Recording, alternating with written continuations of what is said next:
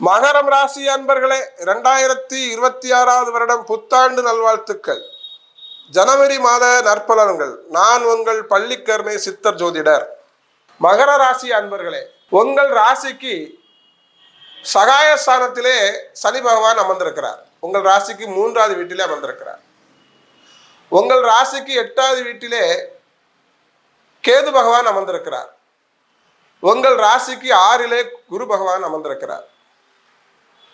எனவே மகர ராசி அன்பர்கள் எல்லாம் புதியவர்கள் யாரையும் நம்பி பண முதலீடு செய்வதோ புதிய தொழில்களில் இறங்குவதோ சற்று நிதானமுடனும் கவனமுடனும் செயல்பட்டு வர வேண்டும்.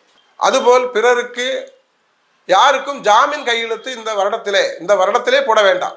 யாருக்குமே நீங்கள் இந்த வருடம் ஜாமீன் கையெழுத்து போடாதீங்க. இந்த வருடத்திலே முதல் மாதத்திலே உங்களுக்கு கிரக பயிற்சிகள் எல்லாம் உங்களுக்கு ஜென்ம லக்கணத்திற்கே வர இருக்கிறார்கள். உங்கள் ராசிக்கே வர இருக்கிறார்கள். உங்கள் ராசியிலே செவ்வாய் பகவான் வர இருக்கிறார். ஒரு வகையில் அது உங்களுக்கு ஒரு அதிர்ஷ்டம்தான். ஏனென்று சொன்னால் அவர் உங்கள் ராசிக்கு லாபாதிபதியாக இருக்கிறார். செவ்வாய் பகவான். சூரிய பகவான் உங்கள் ராசியிலே வர இருக்கிறார்.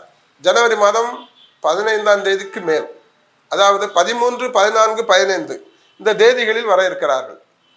அஷ்டமஸ்தானாதிபதி உங்கள் ஜன்மத்திலே வருகின்ற பொழுது சற்று கவனமுடன் இருக்க வேண்டும்.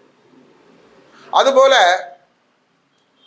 அதிர்ஷ்டகாரகன் என்று சொல்லுகின்ற சுக்கிர பகவான் பஞ்சமஸ்தானத்திற்கும் தொழில்ஸ்தானத்திற்கும் உடையவர் உங்கள் ஜன்ம ராசியிலே வர இருப்பதனால் புதிய முயற்சிகளில் புதிய தொழில்களில் நீங்கள் ஈடுபடுவதற்கு ஒரு ஏற்றம் மிகுந்த ஒரு மாதமாகவே இந்த மாதம் அமைகிறது. எனவே பொன்பொருள் சேர்க்கையெல்லாம் இந்த மாதத்திலே உண்டு. உங்களுக்கு பங்கு சந்தையில் ஈடுபடுபவர்கள் எல்லாம் சற்று விழிப்புடன் கவனமுடன் செயல்பட வேண்டும். கல்வியில் மாணவர்கள் ஜனவரி மாதத்திலே மாத முற்பகுதியை காட்டிலும் பிற்பகுதியில் உங்களுக்கு ஆசிரியர்களின் ஆதரவும் அரவணைப்பும் கிடைக்க பெறுவீர்கள். பெண்களுக்கு சிறு சிறு சங்கடங்கள் ஏற்பட்டாலும் மாதத்தின் பிற்பகுதியில் அந்த பிரச்சனைகள் நீங்கி நீங்கள் வளம் பெறுவீர்கள். எனவே ஜனவரி மாதத்திலே மகர ராசி அன்பர்களுக்கு சந்திராஷ்டமம் 6ஆம் தேதி முதல், அதாவது 6/1/2026 முதல் 8/1/2026 வரையில் சந்திராஷ்டமம் இருக்கிறது. இந்த தருணங்களிலே நீங்கள் புதிய முயற்சிகளில் எதுவும் தொடர வேண்டாம்.